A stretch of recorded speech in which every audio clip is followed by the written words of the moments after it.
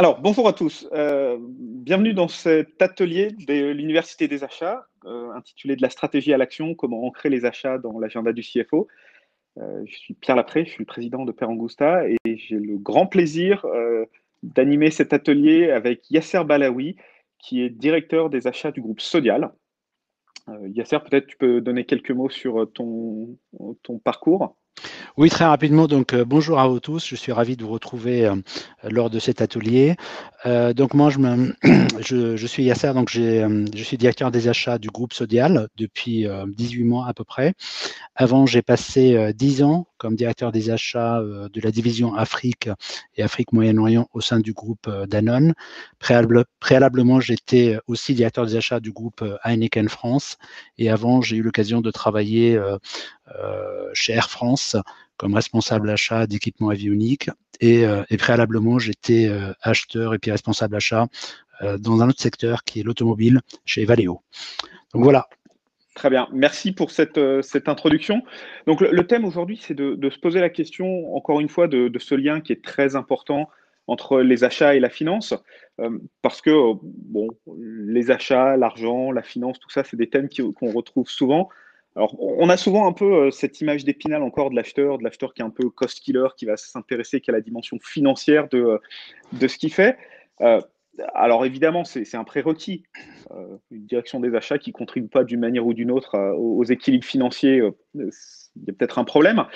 Mais du coup, comment est-ce que, et ce sera le thème aujourd'hui, c'est comment est-ce qu'on peut se servir de ça, et notamment de cette relation avec le directeur financier, pour qu'une fois qu'on ait posé cette base, on se serve aussi de ça pour aller vers des sujets à un peu plus forte valeur ajoutée, un peu plus intéressants aussi, il faut le dire. Donc, la première question que j'ai pour toi, Yasser, c'est déjà, on constate que souvent les directions achats sont rattachées à la direction financière. Du coup, est-ce qu'on a réellement besoin d'ancrer les acheteurs dans l'agenda du directeur financier, du CFO? Et si oui, ben, pourquoi? Et peut-être qu'on peut commencer par, c'est quoi l'agenda d'un CFO? Oui, en fait, l'agenda d'un CFO, il est multiple. Je pense qu'il y a plusieurs éléments qui rentrent en compte. D'abord, en fait, il faut rappeler que l'acte d'achat est un acte d'abord financier qui a un impact financier sur l'entreprise, puisqu'on engage une relation, donc une dépense de l'entreprise vis-à-vis de l'extérieur. Et du coup, il est important que cette dépense soit régie par des processus, y compris des processus financiers.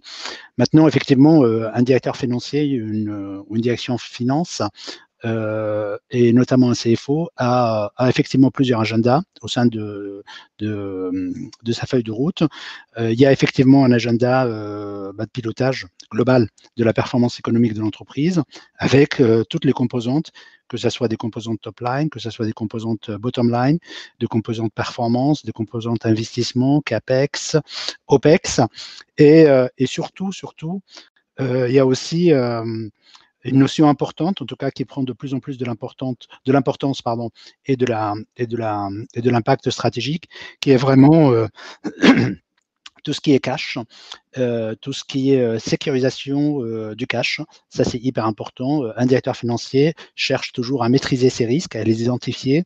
Et du coup, en fait, il y a plusieurs leviers et plusieurs points dans l'agenda d'un CFO sur lequel la direction des achats peut impacter, comme je viens de le dire, à la fois sur le top line, sur la bottom line, sur la sécurisation des cash, mais aussi il y a peut-être une dimension un peu plus stratégique qui est par exemple le cas des opérations financières, que ce soit de couverture, de hedging ou du M&A, pour lequel aussi les directions des achats peuvent avoir une contribution majeure. Donc c'est multiple et c'est au directeur des achats, à la direction des achats, de pouvoir identifier aussi sa feuille de route par rapport à ça pour pouvoir y contribuer le plus efficacement possible. D'accord, donc ça signifie effectivement qu'au-delà de simplement contribuer à de la réduction de coûts, il y a tout un ensemble d'autres sujets sur lesquels les acheteurs doivent, un, comprendre, deux, apporter des solutions aux directeurs financiers. Et je voulais rebondir sur le dernier point que tu as abordé, parce qu'il me semble assez intéressant, c'est le M&A. Ouais. C'est quelque chose qu'on ne voit pas souvent. Alors moi, je l'avais vu un petit peu, mais c'est vrai que c'est pas très fréquent. C'est que finalement, les acheteurs, ils peuvent intervenir aussi bien en amont qu'en aval d'un projet de fusion ou d'acquisition. Alors, c'est une chose sur laquelle on voulait interroger l'audience, c'était de savoir si vous aviez déjà été impliqué dans un projet de fusion-acquisition, soit en amont, soit en aval. Donc, en amont, c'est l'identification c'est de faire des audits, par exemple, contractuels. C'est par exemple, influencer aussi sur la valeur, parce que finalement, les achats, c'est un actif un peu immatériel de l'entreprise, qui peut être très matériel. Donc, est-ce que vous avez été impliqué en amont ou est-ce que vous avez été impliqué en aval? Et ça, c'est typiquement quand il s'agit de procéder à l'intégration ou qu'il s'agit de trouver des synergies post-fusion. Donc, on a un sondage qu'on souhaitait vous proposer, sur lequel vous allez pouvoir voter pendant quelques secondes. Et puis après, Yasser, on prendra ton avis, parce que je pense que c'est des sujets qui ont été proches de tes centres d'intérêt par le passé. Alors, donc Valérie. en effet, le sondage est lancé. Normalement, vous pouvez répondre. Donc, vous avez l'onglet sondage sur votre droite. En effet, une personne commence à répondre. Donc, avez-vous déjà été impliqué dans un exercice de M&A? Oui, en amont, dans les due deals, par exemple, valorisation. Oui, en aval, sur l'intégration de la synergie, ou non, jamais. Nous avons les réponses. Donc, c'est à moitié non, jamais, et à moitié aval. Pas de... Ah, il y a plus de personnes qui n'ont pas été intégrées pour l'instant. J'attends d'avoir la fin. Encore quelques secondes. J'arrête le sondage. Donc suspense, qui a gagné? On est à 25% aval, 70% non jamais, 30% de oui en aval, 70% non jamais, aucun en amont. Ah, bon, bah donc ça, Yasser, ça va être intéressant de voir que tu partages ton expérience, parce que je crois que tu as été impliqué dans de l'amont. Et ça, typiquement, alors, ça prend du temps, il faut l'amener, mais typiquement, si on veut que les achats créent de la valeur, ça, c'est un sujet qui est génial, parce que c'est hautement stratégique, on a énormément de valeur à amener. Donc voilà, si après ces universités, vous voulez prendre un sujet de discussion avec votre DAF, les fusions et les acquisitions, comment vous pouvez l'aider, et Yasser va partager son expérience sur comment on peut faire justement pour amener une vraie valeur, une grosse valeur sur ces sujets-là. Donc Yasser. Oui, alors effectivement, c'est un sujet important. Évidemment, il dépend beaucoup du positionnement de l'entreprise et de ses ambitions en termes de croissance externe. Moi, à titre personnel, j'ai eu l'occasion dans ma précédente expérience chez Danone en tant que VP Achat Afrique. À l'époque, en 2015, Danone Afrique avait une ambition de développer son activité, son business, pratiquement 50% par de la croissance externe. Et donc, on regardait des entreprises agroalimentaires dans le secteur de produits laitiers sur lequel on opérait en Afrique. Et à titre personnel, j'étais amené avec mon équipe à travailler sur 3 dossiers sur lesquels Danone réfléchissait en termes d'acquisition. Avec effectivement les experts, les banquiers, etc. Et le côté achat était hyper important, parce que en fait, il s'agissait pour moi et pour mon équipe de déterminer quels sont les leviers possibles de valorisation de l'entreprise, et éventuellement aussi les risques auxquels les entreprises peuvent être exposées. Et ça, c'est important dans la détermination de la valeur de deal qu'on peut faire.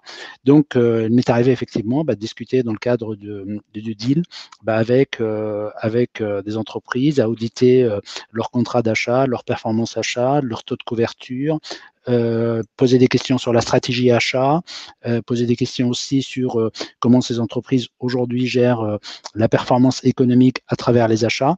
Et ce sont des éléments beaucoup plus stratégiques que l'on pense, puisque il nous est arrivé, par exemple, de ne pas procéder à l'offre, puisqu'on estimait que le niveau de risque en termes d'approvisionnement, puisqu'en Afrique, beaucoup de choses étaient importées de l'étranger, donc soit de l'Europe, soit des États-Unis, et qu'il y avait des contrats qui étaient très risqués, et en particulier avec, par exemple, la question des dévaluations monétaires, etc. Et donc, du coup, vous allez acheter une entreprise, vous n'êtes même pas sûr que vous pouvez produire un mois plus tard. Donc, ce sont des questions vraiment importantes. Et moi, je pense que les achats, par leur expérience et leur connaissance économique des contraintes et des marchés fournisseurs, peuvent effectivement apporter des éléments d'appréciation à une démarche de due diligence avec l'entreprise. Donc ça c'est effectivement quelque chose de concret. Et je pense aujourd'hui, quand on veut procéder à une opération M&A, on cherche aussi à évaluer l'impact économique à travers les achats. Et donc c'est vraiment c'est vraiment très intéressant, parce que pour l'avoir vécu avec des équipes, on rentre en fait dans une approche complètement différente, puisque on devient un peu un auditeur financier de la performance des entreprises qu'on veut racheter, et du coup on projette aussi les choses sur nos expériences, et c'est très intéressant. Okay. Ouais, donc c'est ça en fait, c'est que au final, en faisant ça, en plus, on ancre vraiment le côté stratégique des achats, parce qu'on pourrait avoir le meilleur appareil productif, on pourrait avoir les meilleures équipes de commercial. Peut-être que des achats mal gérés, c'est du coup des niveaux de marge qui ne seront pas au niveau attendu, ou pire, des niveaux de risque qui sont pas identifiés et qui peuvent nous exploser au visage pas longtemps après. Donc ça, c'est hyper intéressant de voir ça. Et du coup, j'imagine que ce travail avec la direction financière, la direction générale, dans un exercice de fusion-acquisition, ça doit rapprocher, non, Oui, les achats et la finance? absolument, ça rapproche les achats et la finance, ça rapproche aussi les achats avec le juridique, ça rapproche aussi les achats avec les directions opérationnelles, puisqu'on évalue aussi la qualité de l'outil de production, la qualité de ce qu'il faut pour le maintenir, etc. Donc en fait, c'est une démarche pour laquelle les acheteurs et la direction des achats peuvent avoir une contribution, je dirais, clé, au même titre que effectivement l'évaluation de potentiel du marché fournisseur, ou éventuellement des positionnements marketing. Donc non, c'est vraiment important, et beaucoup d'entreprises aujourd'hui intègrent de plus en plus les directions des achats dans les équipes M&A, avec effectivement le pilotage complet de cette opération-là. Et ça, c'est par exemple un levier qui permet à la direction des achats d'être partie prenante avec les équipes finances, avec les équipes juridiques, avec les équipes qui ont la charge de ce type d'opération. Et c'est une dimension et c'est une contribution, je pense, extrêmement intéressante et importante dans ce genre d'approche. Ok. Et du coup, là, on a parlé, alors évidemment, de la contribution financière. Encore une fois, c'est la base. Là, tu nous emmènes sur des sujets d'un peu plus haute volée, qui sont vraiment hyper intéressants, je pense. C'est quoi les autres leviers de création de valeur pour les achats? Et alors, en parlant particulièrement de ton expérience chez Sodial à l'heure actuelle, c'est quoi les zones où vous amenez de la valeur? Tu peux nous en dire plus sur ce que c'est, comment tu le mesures? Enfin, voilà. Oui, alors, au fait, l'agenda d'un directeur des achats, d'une direction des achats, n'est pas simplement sur la partie réduction du coût. Moi, j'ai défini pour mon équipe et pour moi, et en accord avec le COMEX, en fait, la feuille de route, et on voit que les achats, évidemment, interviennent sur la partie compétitivité, donc la partie coût. Et la question, c'est comment vraiment assurer une compétitivité de nos coûts d'achat qui soit pertinente et efficace et durable, mais pas que. Il y a aussi une dimension importante pour moi qui est l'innovation, parce que l'innovation est un vecteur de création de valeur hyper important, et l'innovation vient enrichir encore plus la démarche de la compétitivité au sens global du terme.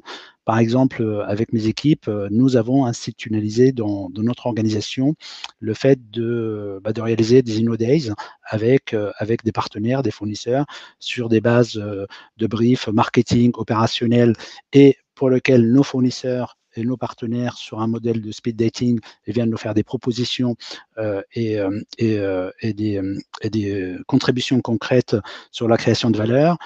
Nous examinons par exemple aujourd'hui 80 projets qui sont ressortis de ces quelques journées d'InnoDays, qui ont été vraiment proposés par les fournisseurs. Certains projets sont des projets de rupture, par exemple. Et dans notre feuille de route 2021, nous avons par exemple aujourd'hui 5 projets qui viennent de la part des fournisseurs sur lequel nos équipes R&D penchent avec le marketing pour pouvoir les faire aboutir. Donc, c'est une dimension pour moi extrêmement importante qui est la dimension création de valeur par l'innovation. Il y a une troisième dimension qui est aussi importante, qui est la dimension RSE, c'est-à-dire la responsabilité sociétale et environnementale de l'entreprise, pour lequel les achats responsables peuvent apporter aussi une caution et une valeur importante au travers, effectivement, toute la politique RSE. Et dans mon organisation, dans mon équipe, nous avons défini 3 choses sur cette partie-là. D'abord, ce qu'on appelle les attitudes responsables, les catégories d'achats responsables et les fournisseurs responsables. Et là-dessus, la direction des achats a un rôle majeur, important dans cette dimension-là, et la direction d'achat aussi contribue fortement à ce qu'on appelle aujourd'hui communément et qui devient aujourd'hui un élément structurant de la performance d'entreprise, qui est la déclaration de performance extra-financière, où effectivement, pour avoir cette déclaration au niveau satisfaisant, il y a un certain nombre d'activités, d'actions et d'engagements qui sont engagés par la direction des achats. Donc, on a parlé de la compétitivité, on a parlé de l'innovation, on a parlé de la RSE. Il y a aussi une dimension importante qui est la dimension de la transformation de la direction des achats, et notamment avec des outils, par exemple, digital, et comment moderniser la gestion du processus achat avec des éléments de reporting qui soient digitalisés, qui soient performants, qui permettent de mesurer de manière efficace la performance et la contribution économique des achats, mais il y a aussi tous les aspects liés au process P2P, une gestion des risques, de hedging, des market intelligence, voilà. Tout ça, en fait, contribue à décrire et à constituer, en fait, un agenda de la direction des achats qui n'est pas que le cost scaling ou la réduction du coût, mais qui va au-delà en termes de création de valeur, puisque l'impact, on le voit, peut être extrêmement important, à la fois sur la top line, sur l'excellence opérationnelle, sur la sécurisation, sur le M&A, sur les process. Bref, les achats et une organisation achat, aujourd'hui, peut jouer un rôle de catalyseur de la transformation au sein d'une entreprise.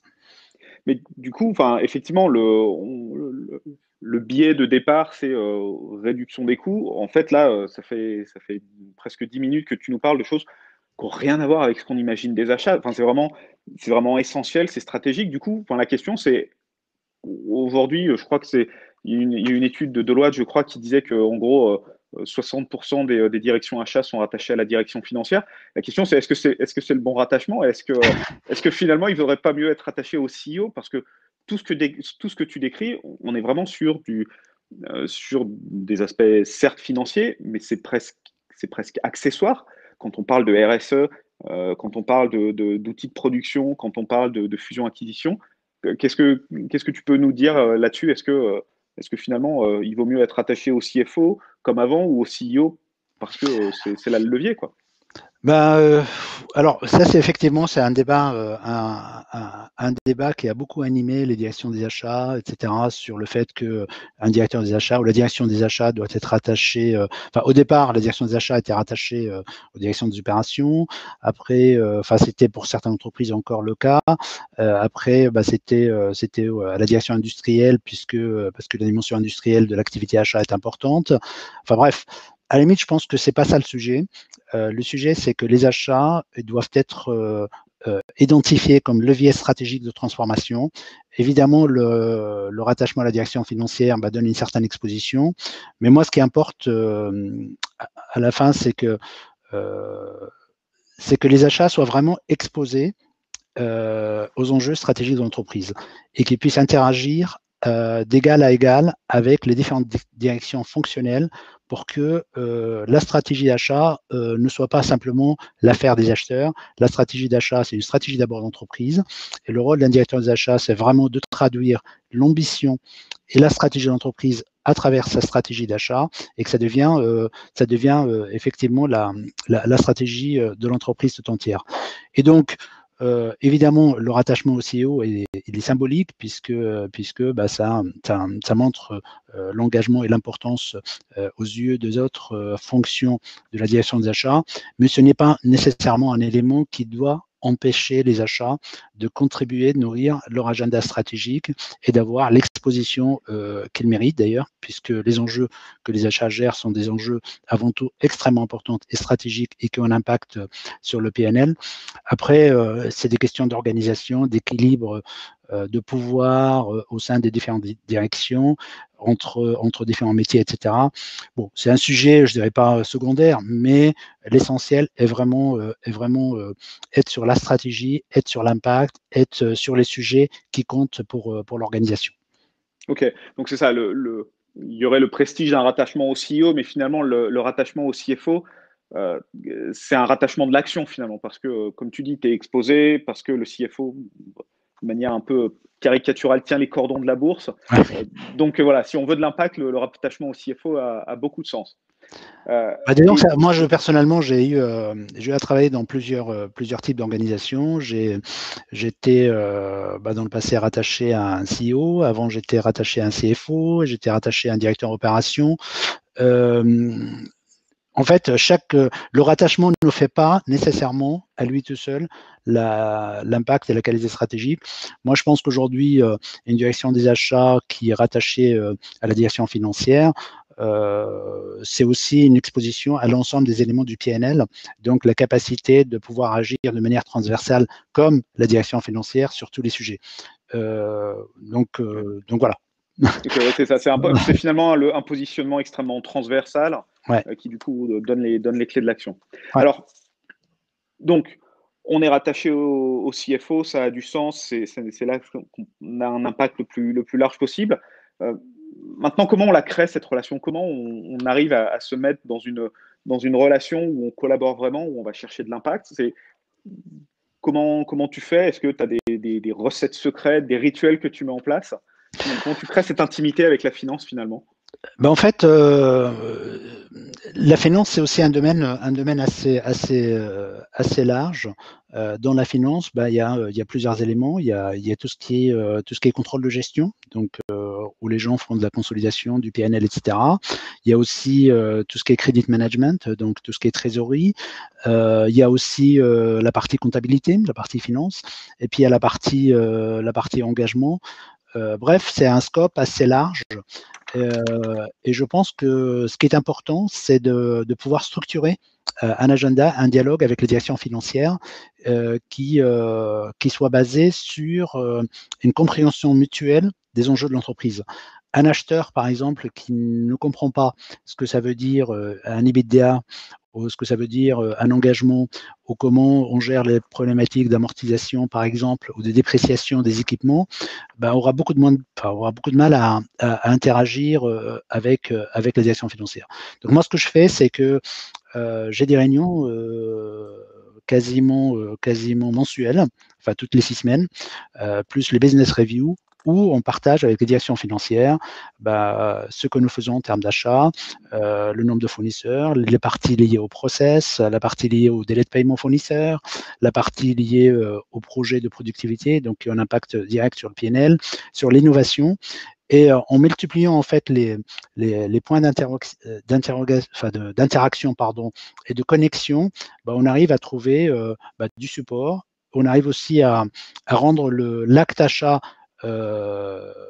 compréhensible par les financiers. Et du coup, on rentre dans une dynamique où on co-construit ensemble des décisions. Par exemple, quand je dois engager des couvertures sur des marchés à terme, que ce soit sur des matières premières ou que ce soit sur de l'énergie, par exemple, c'est des décisions sur lesquelles il faut impliquer en amont les directions financières parce que c'est du cash, parce que c'est du risque, parce que c'est des décisions importantes. Et là, on a créé, par exemple, une cash committee dans laquelle on peut discuter de ce sujet-là. On a aussi un comité de couverture où avec les banques, enfin, à travers la direction financière, on obtient des solutions de financement. Enfin bref, c'est la capacité d'organiser de façon structurelle des interactions rationnelles sur des sujets qui les intéressent, mais qui intéressent aussi la direction des achats. Et c'est vrai que ce que tu dis est particulièrement important. Il faut qu'il y ait une compréhension des enjeux mutuels. Mm. Et moi, je me rappelle quand j'étais encore directeur achat, mon patron avait organisé des des formations financières à destination des acheteurs. Ouais. C'était génial parce qu'effectivement, on parlait de la même chose avec les financiers, mais l'effet induit qu'on n'avait pas anticipé, c'était qu'en fait, ça nous donnait beaucoup plus de leviers à actionner dans nos relations avec les fournisseurs. Absolument. Parce que typiquement, bah, il y a un moment où on arrête de parler du prix. En revanche, il y a plein d'autres éléments. Tu parlais de couverture de taux, de délai de paiement, ça peut aller jusqu'à des stocks consignés. Il y a Ouais. plein de leviers qui ont un impact réel sur le cash. Et Dieu sait qu'en ce moment, le cash, c'est plus que jamais cash is king. Cash is king.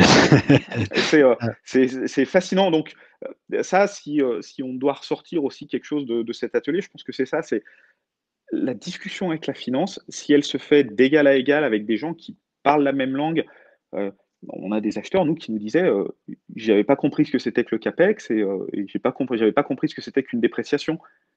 Alors que c'est essentiel dans du PNL. Et donc, avoir cette connaissance, avoir cette intimité du métier de l'autre, bah, tout ça, ça contribue à créer une relation qui aura du sens et qui aura de la portée surtout. Absolument. C'est vrai que Absolument. c'est important. Et du coup, ça fait un lien intéressant, c'est que souvent, on constate qu'il y a une certaine défiance, limite une certaine méfiance entre les acheteurs et les financiers sur la mesure de la performance, notamment. Enfin, moi, je me rappelle d'un CFO qui nous disait mais tu m'annonces 40 millions d'économies, je ne les retrouve pas, je te crois PNL, pas. ouais. Voilà. Donc, qu'est-ce que tu as mis, toi, en place comme moyen, comme outil, justement, pour créer plus de confiance, pour donner de la transparence à ce processus, pour qu'au final, ce ne soit plus un sujet?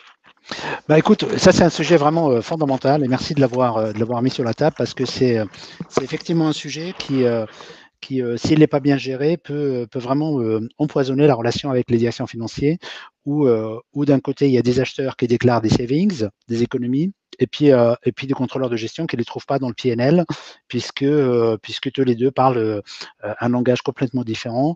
L'acheteur parle d'un évitement de coût, par exemple, ou en déclarant un gain sur un investissement, ou sur un CAPEX, sachant que le gain sur un CAPEX n'est pas un gain en soi, c'est un évitement de coût. Et voilà le type d'incompréhension qu'on pourrait avoir, par exemple, sur un domaine comme celui du CAPEX ou comme par exemple, dans des achats, on va dire, non stockés, non nomenclaturés, où la création de valeur se fait par la capacité à générer des économies que le business décide de réinvestir et pas simplement de les geler comme des économies achats. Donc, il est important d'abord de comprendre clairement comment un PNL est construit et comment ça se passe. Et ensuite, il est important aussi de définir avec la direction financière la manière d'évaluer la performance et de le calculer. Quelles sont les conventions qu'on prend? Est-ce qu'on calcule une performance versus un budget? Est-ce qu'on calcule une performance versus un prix N-1? Et c'est important. C'est important parce que si on n'est pas clair là-dessus, on aura toujours des incompréhensions entre les directions des achats qui peuvent calculer par rapport à des budgets, là où les financiers regardent le coût réel par rapport à la N-1, par exemple. Donc moi, ce que j'ai mis en place, c'est que dès le départ, en fait, moi, je gère à peu près 1 milliard d'euros d'achat pour Sodial. Et donc, dès ma prise de fonction, j'ai demandé, ça faisait partie des discussions même de mon recrutement, où on m'a posé la question sur la vision d'une direction des achats. J'ai demandé à ce que j'ai, au sein de la direction des achats, une personne, un contrôleur de gestion, qui soit dédié à mettre en place les processus et la manière dont on évalue la performance et le calcul des gains. Donc ça, c'est par exemple quelque chose que j'ai obtenu. Donc j'ai dans mon organisation aujourd'hui une personne qui a un titre, qui est le responsable de performance et contrôle de gestion, et j'ai associé vraiment les deux volontairement. C'est une personne qui a un background de contrôle de gestion, qui a travaillé dans les contrôles de gestion, et donc cette personne-là consolide aujourd'hui l'ensemble des données. Il fait un point tous les mois avec l'ensemble de la communauté de contrôleurs de gestion de différentes BU, et les chiffres qu'on en présente, ils sont alignés avec le contrôle de gestion. Et quand j'annonce par exemple des économies dans le PNL, il n'y a aucun directeur financier qui peut les contester puisqu'on a travaillé ça ensemble. Ça, c'est la première chose. La deuxième chose, j'en ai parlé, la mise en place des processus de calcul de gains, de validation. Et troisième sujet pour moi qui est important, qui est un sujet d'outils. Et l'outil est important. comment on reporte sur des économies d'achat, comment on monitore l'avancement des projets. Et moi, j'ai eu la chance de pouvoir aussi mettre en place un outil qui est un outil de Per Angusta pour monitorer en fait les savings, dans lequel les acheteurs déclarent des économies qui sont validées par le contrôle de gestion achat. Et quand il s'agit des métiers, il y a aussi une demande de validation de chaque contrôleur de gestion du métier. À partir du moment où vous mettez ça en place, vous avez un contrôle, vous avez une transparence totale sur les gains, sur la stratégie achat, sur les politiques, et vous donnez accès de manière instantanée, claire et nette et précise sur comment vous calculez les gains. Et en plus, pour des gains supérieurs, par exemple, dans mon organisation, à 20 000 € pour les métiers, je ne valide les gains que s'il y a un contrôleur de gestion d'un business unit qui a validé et qui a donné ça. Donc, toute cette communication en amont, les outils qu'on peut mettre en place, rendre cette problématique de transparence plus visible, plus concrète. Et en fait, on rend aussi les contrôleurs de gestion et les finances co-acteurs, co-responsables de la déclaration des économies. Et ça devient aussi pour eux un levier important parce que ce n'est pas que pour les achats. Côté contrôle de gestion, ça les intéresse aussi de savoir comment on construit les budgets, les gains, les économies et quels sont les leviers derrière ça. Donc, en amont, en fait, c'est transparence sur les process, c'est des outils performants qui permettent d'évaluer les gains et un alignement à la fois structurel sur les objectifs d'économie pour pouvoir les piloter ensemble. D'accord. Et du coup, donc, effectivement, la clé, c'est quand tu dis comment on calcule les économies, c'est ça, c'est avoir des règles qui sont construites ensemble, qui sont validées. Et du coup, quand on connaît les règles du jeu, c'est beaucoup plus facile de jouer. Mais ce que j'ai retenu aussi, c'est que il y a un reporting de la performance qui se fait, mais dans le cas de Sodial, il me semble que cette construction, elle se fait dès l'amont. C'est pas à la fin d'un acte d'achat où on contribue à la performance, c'est dès le début de l'année, tu dis, voilà ce qu'on va toucher, voilà notre ambition, et c'est de la co-construction, ce qui fait que absolument. Tu valides un résultat, mais dont l'ambition a été créée dès le début. Donc, c'est plus simplement on a un jour quelqu'un qui nous parlait de caisse enregistreuse des savings, c'est pas que ça. C'est ce que tu dis, c'est un vrai outil de projection où, du coup, le contrôle de gestion sait que à horizon 3, 6, 12, 18 mois, la contribution des achats, elle est déjà à peu près connue. Absolument, absolument. Ce que nous avons fait, par exemple, lors des exercices budgétaires, on a présenté des roadshows, donc on a 5 business units. Donc on est allé pour chaque business unit avec le comité de direction de chaque business unit dans un exercice qu'on appelle le roadshow, dans lequel on précise les hypothèses marché, les hypothèses prix, les projets d'économie, les projets qui vont générer des gains avec effectivement des leviers, que ce soit un gain qui est visible dans un PNL ou un gain plutôt un évitement de coût. Donc tout ça à discuter et co-construire ensemble. Et ensuite, on a une deuxième phase quand on renseigne les prix d'achat budgétés par rapport à une référence, les événements sont connus. Et une troisième phase, c'est que les métiers nous retournent en fait leur compréhension de nos économies, etc., avec la photo de ce que ça donne sur leur PNL. Et donc, du coup, on travaille achat et contrôle de gestion et métier sur des bases, comme tu dis, des bases communes, puisque les enjeux sont identifiés, parce qu'il y a une transparence de la direction des achats sur la manière dont les catégories d'achat ou les prix d'achat vont évoluer, et sur les hypothèses marché et les hypothèses de productivité. Donc, du coup, ça fait quand même beaucoup de transparence et ça rend la discussion plus facile et plus factuelle. Et les métiers en général, moi je préfère toujours m'aligner sur un chiffre en accord avec un contrôle de gestion métier qui reconnaît ça dans son PNL que de dire les achats déclarent tant et le contrôle de gestion déclare un autre chiffre. Et là, on va rentrer sur des problèmes d'alignement, de méfiance qui est interminable et en fait qui ne sert à rien parce que ce qui est important à la fin, c'est vraiment de mesurer l'impact et la contribution des achats sur un PNL. Okay. Et du coup, je rebondis sur ce que tu disais, qu'il n'y ait pas de discussion, qu'il n'y ait pas une vision achat, une vision finance ou contrôle de gestion ou métier même de la réalité. C'est important. Nous, on a des clients qui parlent de single source of truth. Absolument. Où est-ce qu'on se retourne pour savoir ce qui se passe? Et et ce qui est intéressant, c'est qu'au bout d'un moment, j'imagine qu'avec les process, les outils, les suivis que tu as mis en place, bah, du coup, tous ces sujets qui sont importants, Oui. mais il y a quand même des choses un peu plus intéressantes à faire. Du coup, tu libères du temps pour te consacrer justement sur des sujets à un peu plus forte valeur ajoutée. Du coup, euh, une fois que tu t'es vraiment positionné comme quelqu'un, alors le terme est parfois un peu galvaudé, mais de business partner, de gens où tu traites d'égal à égal, c'est quoi le champ des possibles? Qu'est-ce que ça ouvre comme porte pour aller vers des sujets un peu plus intéressants et un peu plus impactants? Bah, d'abord, ça crée la confiance. Et la confiance d'un DG, par exemple, d'une business unit, c'est important. Moi, je me rappelle d'un roadshow qu'on vient de faire, par exemple, dans le cadre de Sodial Fromage, et où on a présenté les hypothèses marché, etc. Et puis, à un moment donné, on a présenté aussi le budget et ce qu'on pense générer comme impact sur le savings. Et le DG a dit, bah, écoutez, je ne vais pas challenger ce que vous dites parce que, c'est très bien construit, 2, c'est transparent, 3, vous êtes des experts, ça se voit que vous connaissez et vous maîtrisez votre marché et vos enjeux stratégiques.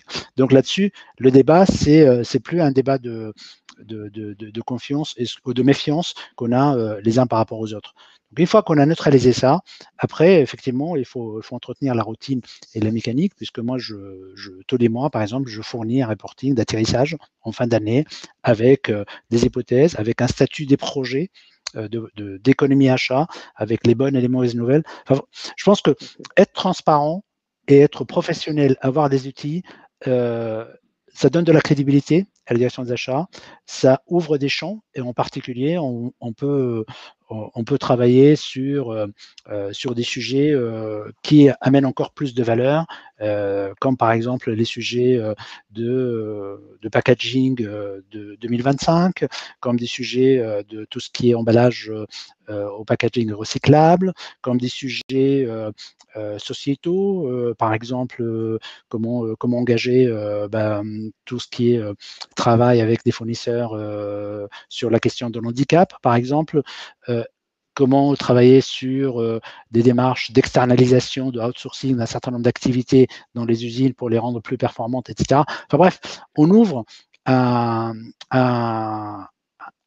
certain nombre de champs d'action puisqu'il y a la confiance, il y a la transparence, et du coup, on commence vraiment à travailler dans une démarche de création de valeur.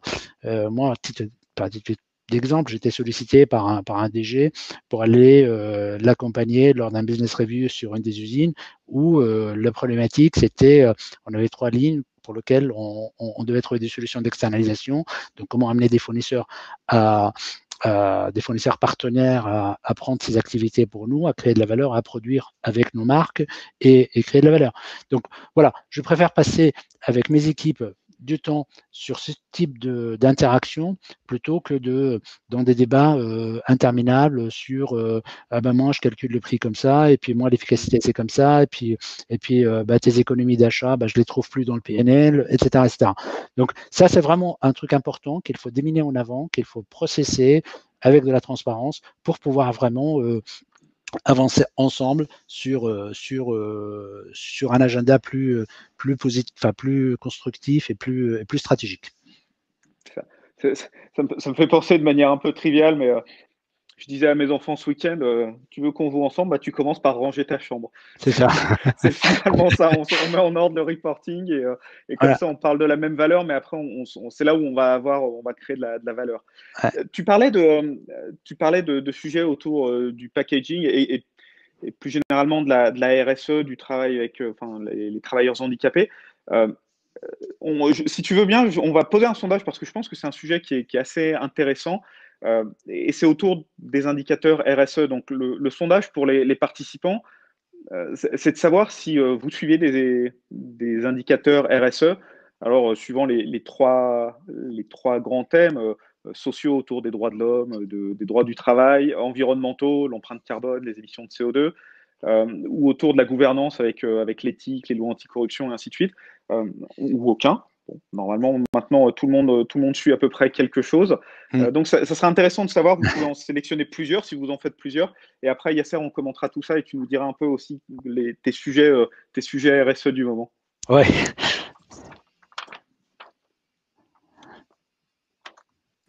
Alors, le sondage est lancé. N'hésitez pas à y répondre. On peut répondre, nous, ou pas? Vous pouvez répondre à haute voix, mais, mais vous ne pouvez pas répondre dans la partie, dans la plateforme. D'accord. Je ne vois pas de réponse pour l'instant. Ah, ça y est, ça commence.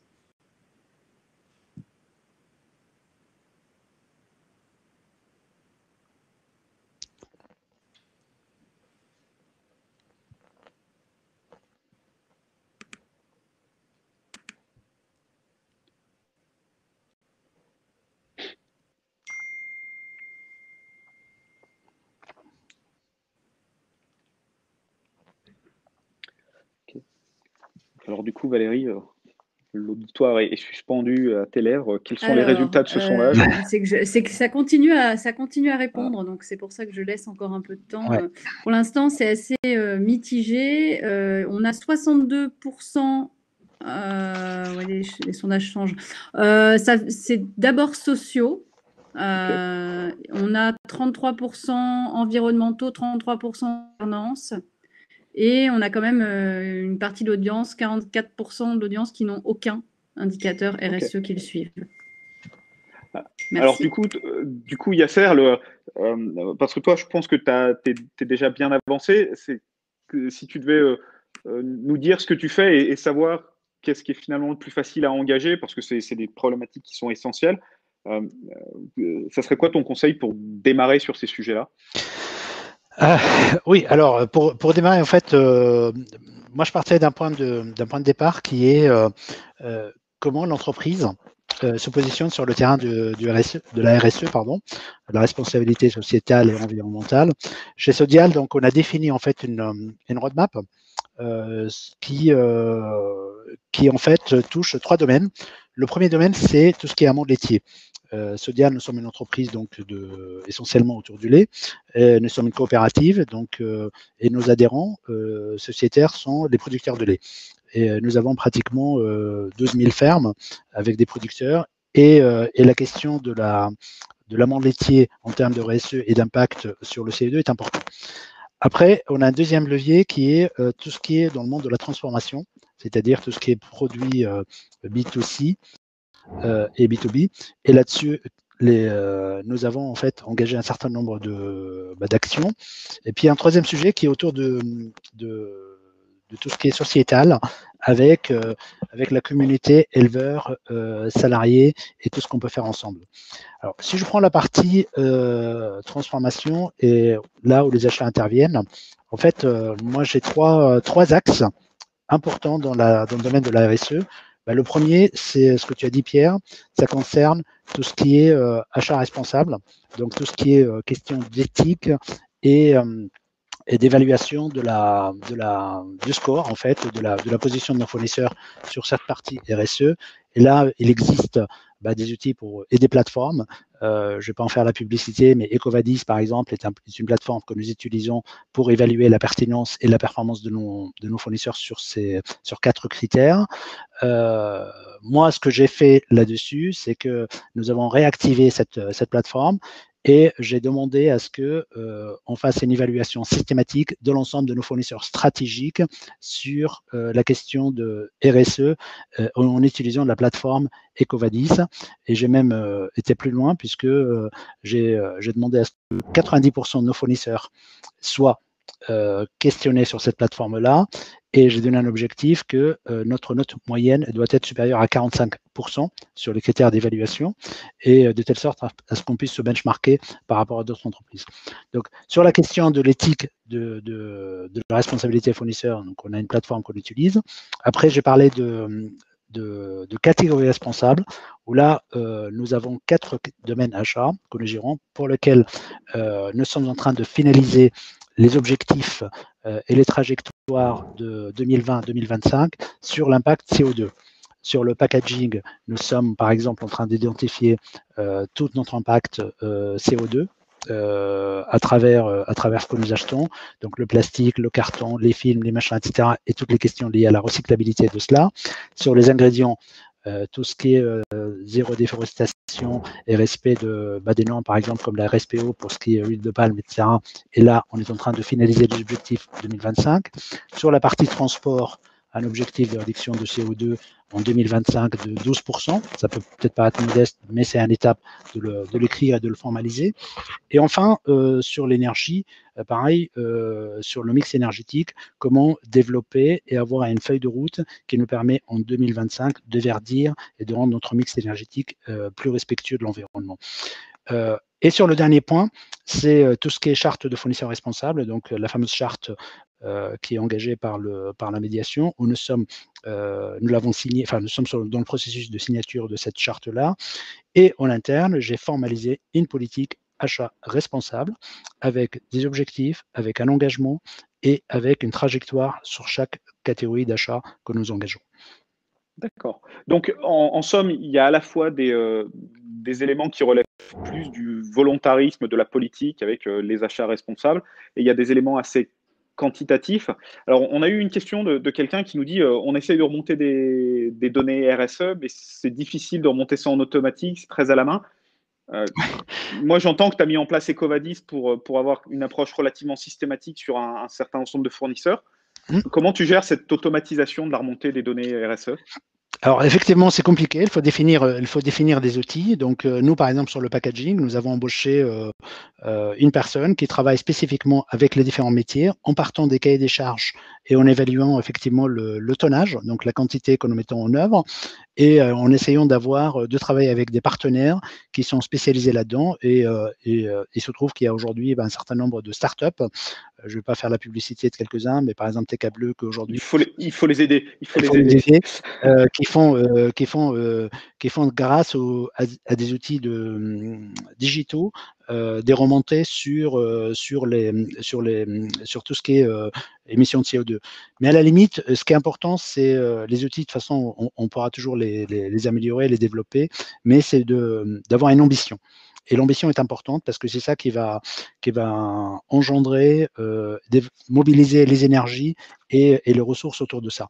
Et parfois, il faut aussi avoir de l'ambition et déclarer une ambition de réduction de CO2 et en essayant d'avoir effectivement des éléments de base, donc de mesure, parce que si on ne mesure pas, en fait, ça ne sert à rien à ce qu'on fait, parce que ça reste des vœux pieux. Aujourd'hui, l'important, c'est d'être crédible sur cette question-là.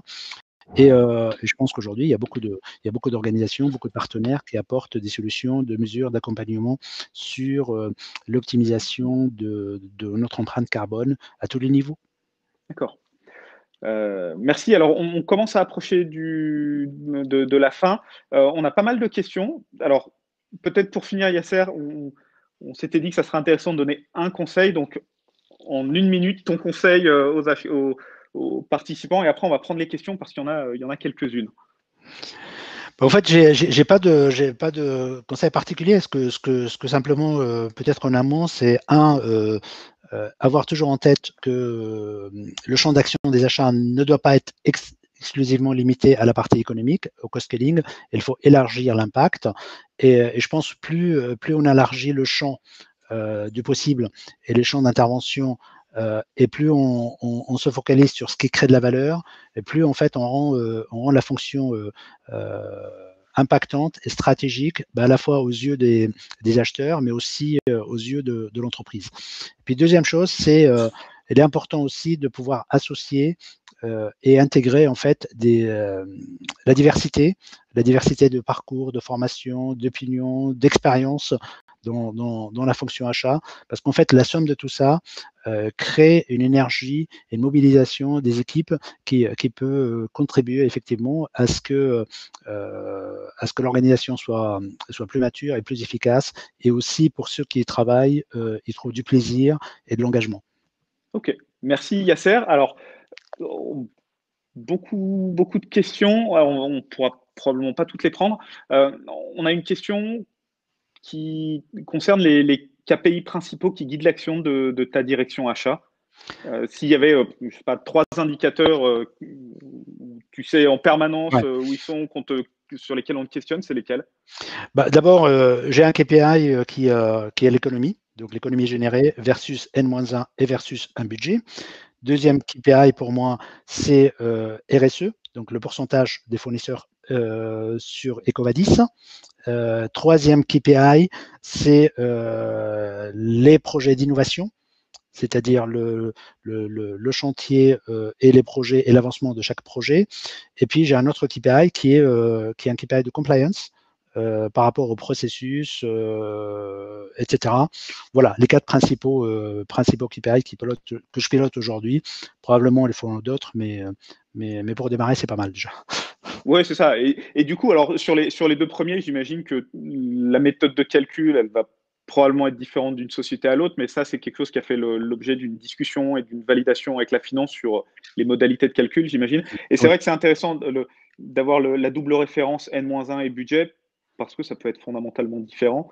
Du coup, ça reflète quelque chose de différent. Et sur la partie RSE, du coup, aujourd'hui, vous mesurez un taux de couverture de vos fournisseurs qui ont été évalués sur EcoVadis. C'est ça. Vous mesurez et vous mesurez un score moyen, enfin vous donnez des objectifs sur vos scores moyens. Non, en fait, 45%, je crois, ouais. Ouais, il y a 2 choses. Oui, il y a combien de fournisseurs vont sur la plateforme et vont se faire auditer. Et 2, c'est quoi le score de chaque fournisseur pour savoir s'il y a des fournisseurs en dessous de 45, par exemple, ou 25. Là, vous êtes clairement sur une situation à risque avec sociétale et environnementale avec un fournisseur. Et donc, ensuite, les 2, 1, le nombre de fournisseurs, 2, leur score. Ok. D'accord, donc c'est ça, c'est à la fois quantitatif mais aussi qualitatif. Et du coup, ça fait écho à une des questions, c'est comment on automatise ça. C'est avec des campagnes d'onboarding où vous allez inviter le plus souvent, le plus de fournisseurs possible. Ils vont passer à travers ce processus d'évaluation. Ouais. Non, mais on va même au-delà. Hein. C'est aujourd'hui, un fournisseur qui refuse de participer, de s'enregistrer sur une plateforme et de répondre au questionnaire d'EcoVadis, elle n'a pas vocation à être fournisseur de Sodial, clairement. Dans les questions d'appel d'offres, la question de la RSE est importante. On a même rédigé des clauses qui sont dans le contrat, etc. C'est pas simplement je veux participer ou pas. C'est aujourd'hui, je ne peux pas concevoir d'avoir des fournisseurs qui ne mettent pas la responsabilité éthique, sociale, sociétale et environnementale au cœur de leur action. Alors, tu viens de répondre par anticipation à une autre question où il y avait une question de est-ce que c'est pas simplement du discours et qu'il n'y a pas vraiment d'action derrière? Est-ce que Non, si on regarde ce que tu fais, c'est un motif de disqualification d'un fournisseur finalement? Oui, absolument. C'est un critère de pondération, avec une pondération importante des fournisseurs. Et aujourd'hui, clairement, moi j'ai demandé par exemple la semaine dernière à ce qu'un fournisseur qui est récalcitrant, qui refuse de répondre au questionnaire RSE d'EcoVadis, d'être déférencé contre une alternative. Ah oui, donc là c'est vraiment concret. On n'est pas juste dans l'aspiration. Ouais. Okay. Non. C'est pas un effet. Ça peut pas être un effet d'affichage parce que sinon ça marche pas. Mais je pense honnêtement, beaucoup de fournisseurs comprennent ça. Beaucoup de fournisseurs font des efforts. L'objectif c'est pas d'être dans la sanction, dans la dictature des chiffres par rapport à ça. Ce qui est important, c'est vraiment qu'il y ait une prise de conscience collective des acheteurs et des partenaires de l'importance des questions environnement, des questions de société et des questions de respect de l'éthique et de la gouvernance. Ok. Alors, sur les KPI, on a une question complémentaire sur la compliance. Qu'est-ce que tu mets derrière ce terme? Qu'est-ce que vous mesurez derrière ça? Ce que je mesure aujourd'hui, c'est 2 choses. C'est le taux de couverture par des contrats de nos dépenses. Est-ce qu'aujourd'hui, nos dépenses, quel est le pourcentage de dépenses qui soient couverts par des contrats d'achat? Donc ça, c'est la première chose, où j'essaye de mesurer le respect en fait de la politique achat et des process. Ça nous prend déjà beaucoup de temps sur la partie juridique. Et puis, deuxième élément important que nous avons mis en place, c'est quel est le taux d'utilisation des processus achats dans l'ensemble des dépenses. C'est-à-dire, est-ce que ça fait l'objet d'une autorisation, commande, réception, etc. Ou est-ce que j'appelle un fournisseur au téléphone et puis je demande une prestation et puis on verra après pour le reste et on créera le fournisseur quand la facture arrive à la comptabilité. Bon, je ne vais pas rentrer dans le détail, mais c'est à peu près ça notre niveau. En fait, ça a pour objectif de faire monter en puissance la maturité de l'organisation, la maturité des acheteurs et aussi diffuser la culture achat et la culture de l'engagement de dépenses en fait. Et c'est ça. Et en fait, c'est Peter Drucker, le gourou du management, qui disait on peut pas améliorer ce qu'on mesure pas. Absolument. Donc ça, c'est probablement un enseignement clé aussi, c'est qu'il vaut peut-être mieux partir avec des indicateurs en apparence simples, mais qu'on peut mesurer, pour petit à petit embarquer l'organisation. Et petit à petit, ça a créé une attente au niveau de la direction générale qui va en demander un peu plus. C'est ça. Et du coup, on va réussir à embarquer tout le monde et on va arriver vers des choses sophistiquées. Donc, je pense que là aussi, s'il y a un enseignement derrière ça, c'est comment c'est simple sur les indicateurs. Vous allez embarquer votre organisation et petit à petit, vous allez aller vers des choses sophistiquées. Si vous cherchez à mesurer tout de suite des choses très compliquées, vous allez vous tuer à la tâche, personne ne va vous écouter et à la fin, ça va tomber en désuétude. Donc, c'est important. Absolument. Une des questions que je trouve intéressante, tu parlais de confiance. Quel est l'élément clé pour créer cette confiance? L'outil, les process, quoi d'autre? Moi, je pense d'abord l'outil rend le process transparent. La transparence, le professionnalisme et l'engagement, je pense que ce sont les 3 éléments qui créent de la confiance. Je ne veux pas les développer davantage. Les outils, on en a parlé. La transparence sur les méthodes est importante. Et puis aussi partager, expliquer, partager la dynamique fournisseur, partager la difficulté des marchés, partager à travers, par exemple, j'ai mis une plateforme Market Risk Management, Market Intelligence avec Reuters, etc., pour que les gens comprennent la réalité de l'acheteur. Et plus vous partagez, plus vous communiquez, plus vous échangez, plus vous rendez les choses transparentes, même quand parfois c'est difficile, les gens comprennent. Et la confiance, ça se construit, comme on le dit trivialement, ça se bâtit. Mais pour ce qui est dans notre cas, je pense qu'un élément clé, c'est la transparence et le professionnalisme. Soyez professionnels, soyez rigoureux, soyez exigeants sur la qualité d'outils, de communication et de délivrables. Et là, vous allez gagner en crédibilité et en respect, et du coup, votre organisation sera plus performante. Ok. 14h29, Yasser, on est. Je crois qu'on est arrivé. En plus, on est arrivé au bout du question, donc parfait timing. Yasser, un grand merci pour ton partage, c'est intéressant. Moi, ce que je retiens, c'est qu'il faut rester pragmatique. Il faut être des êtres humains, il faut se parler, il faut échanger, il faut se comprendre. Et à partir de ça, la direction des achats sera d'autant plus légitime et crédible pour amener de la valeur économique, bien sûr, mais surtout pour aller plus loin et vers des sujets à fort impact pour l'organisation, le M&A. Mais quelque part, les achats RSE, c'est plus grand que l'entreprise. Et tous ces sujets-là sont intéressants. Donc voilà, je pense qu'on en est tous convaincus dans cette audience. Les achats ont un vrai rôle à jouer. Parlez-vous, soyez transparents et tout ira bien. Est-ce que tu veux dire quelque chose pour conclure, Yasser? Je te laisse le mot de la fin. Non, écoute, merci. Je pense que tu as dit l'essentiel. Merci à vous de m'avoir invité pour témoigner avec une audience d'acheteurs. Bon courage. Je pense que cet événement est vraiment très bien, très intéressant. Je regardais un peu l'agenda ce matin. Donc, je pense que la fonction achat, elle est sur la bonne voie. Elle est sur la voie de la stratégie, de positionnement, d'impact. Et je pense que j'ai envie de finir. Demain, on réussira tous ensemble. Merci Yasser. Merci.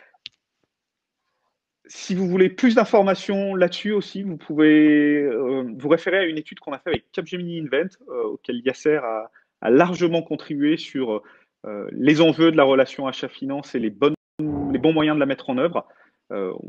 Contactez-nous si vous voulez avoir accès à cette étude. Bonne fin d'université et à bientôt. Merci Yasser. Merci. Au revoir. Au revoir.